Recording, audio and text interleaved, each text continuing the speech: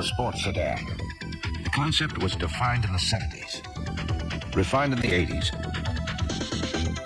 and now BMW quickens the pace for the 90s with a totally new look at the sports sedan. The new 3 Series. Automobiles that embody the traditional BMW virtues, yet are ready to meet a new set of more practical demands with more interior room, more comfort,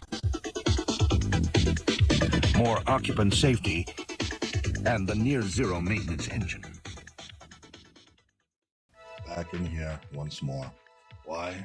We have a slight problem. We do get the oil light of death upon startup. Means that the oil light stays on a tad too long. You start the engine, it should go off immediately with the battery voltage light, but it doesn't. It takes about a second longer, which is an indication that the oil filter housing check valve is on its way out. Basically, it gets worn out. The housing leaks when you have the car sitting overnight or for longer. All the oil drains back from the oil filter housing back to the sump, meaning on then cold startup, it takes longer for oil pressure to build. Now, is this a serious issue? I don't know. In the long run, however, it's probably not very good for lubrication wear on the engine, maybe especially the top end. It takes longer to be lubricated. Even though I've not been looking forward to this, I need to check this out, which entails of taking all this off and taking the oil filter housing off and seeing the condition of the check valve.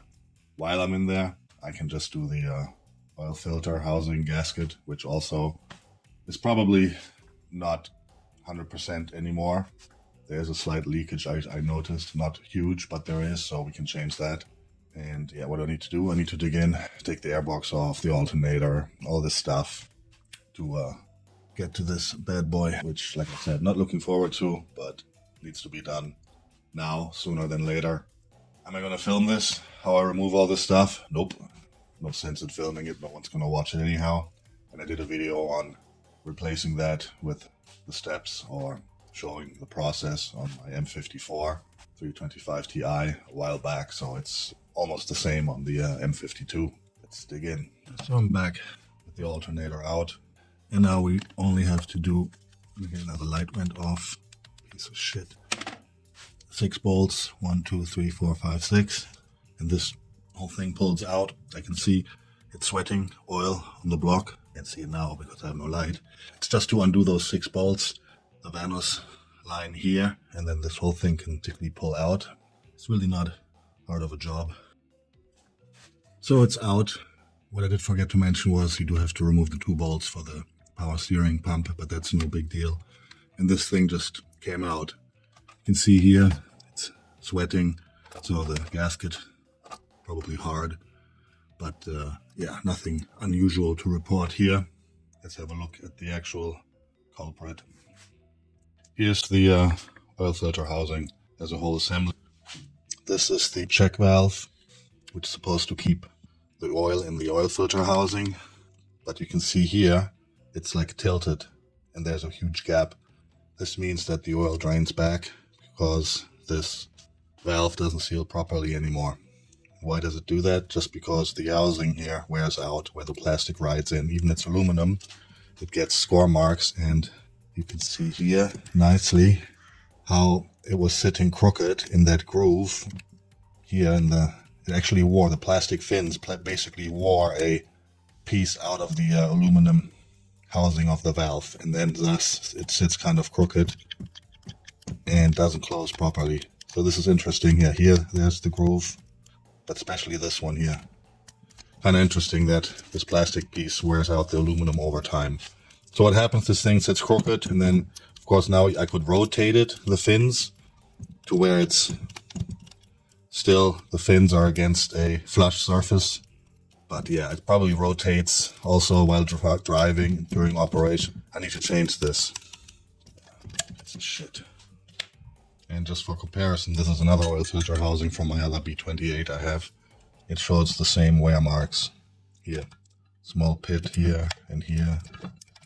But it's a little bit better condition, to be honest. So I could probably just switch the housings and this one in better shape But I do have a rebuild kit for this, and I'm trying to see if I can make that work to rebuild this.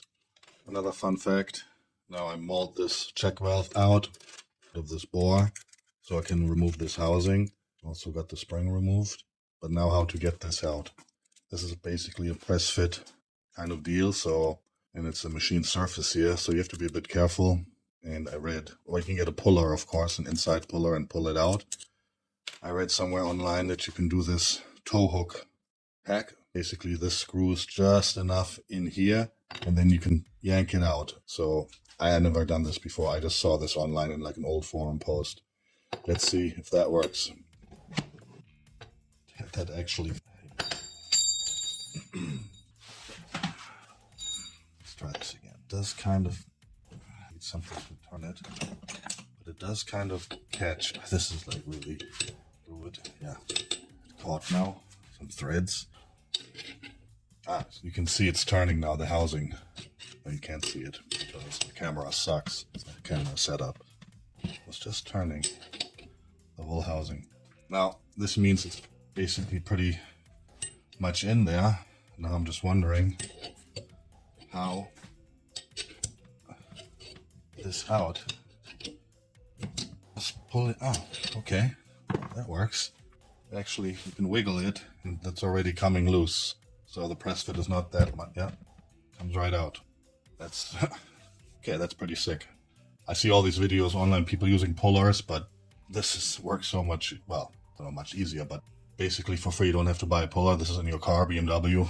Just screw it in, thread it in, and pull it out.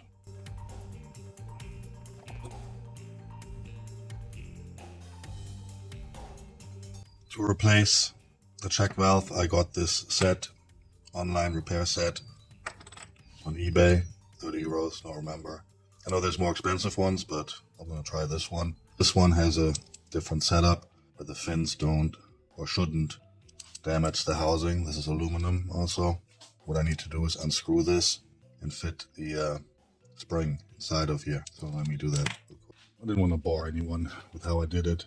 I put the spring in here and put some Loctite in the threads so this housing assembly doesn't come loose, which I don't think it would anyway.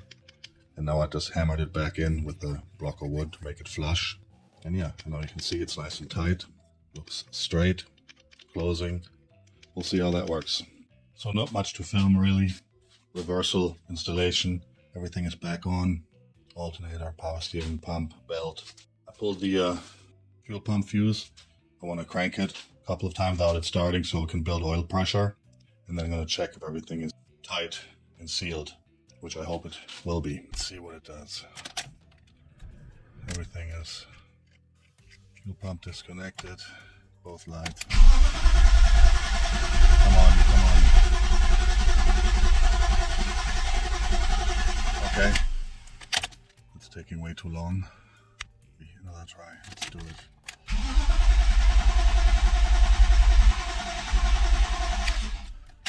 So the oil light went off. Took a little bit long still. Okay, oil pressure is there. I'm gonna start it and see what happens. I mean, alright, here goes nothing. What's the worst that could happen? It could blow up. Okay. Oil light is off.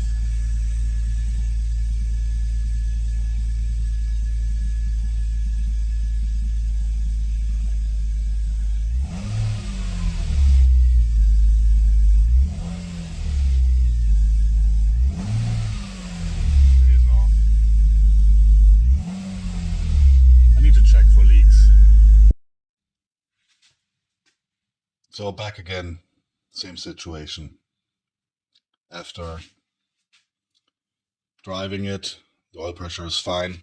With this is the one that I had bought on eBay for fairly cheap. But after sitting again for a longer time or overnight, basically does the same thing as the old original check valve.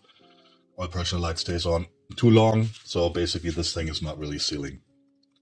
What to do? I decided to bite the bullet and actually buy something nice. This is another version from a company in Germany that makes this specifically in Germany, with a check ball and a new spring, completely assembled. And this is really, I mean, you can feel quality just by the weight compared to this cheapo thing, compared to this. And with the ball check valve, this is definitely, hopefully, gonna be 100% not leaking. This costs more. This is like 75 euros. So saying the one who buys cheap buys twice. Well, this one became a reality. So this piece of junk I took out again, and I'm gonna put this one back, and hopefully this will fix the issue. I'm gonna test it afterwards by putting, well, actually this thing is empty now, no oil. I will try to put some oil in and see if it leaks out. So I've installed it now. Okay, and I put some oil in here for testing. I know it's supposed to drain when its oil filter is open, but let's test this thing. This thing is tight, and if I push here very slowly, oil leaks out, closes, stops, no leaks. So I can only recommend getting the higher quality one other than this cheapo thing, and save yourself doing the work twice. Okay, installed everything back, put the oil filter housing back with the new check valve. I did fill the oil filter housing with oil, so I'm not going to pull the fuse now. Crank and see. I'm just going to start it and see what happens. Hopefully everything will be okay. No oil pressure out. That was quick, much quicker than last time with the cheap check valve. So no noise. Okay, so I think that worked. I'm going to check for leaks again, and then I will see tomorrow morning, I suppose, if the check valve held the oil and the issue is gone. And the oil light goes off basically immediately after cold start. We'll see. Alright, moment of truth. Next morning, car's been sitting one day. Let's see if this actually worked and how long the light stays on.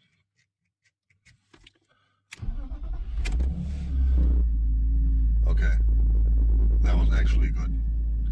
Went off almost immediately with the battery light, so I would call that a good fix with the new ball check valve, the more expensive version. Can only recommend it.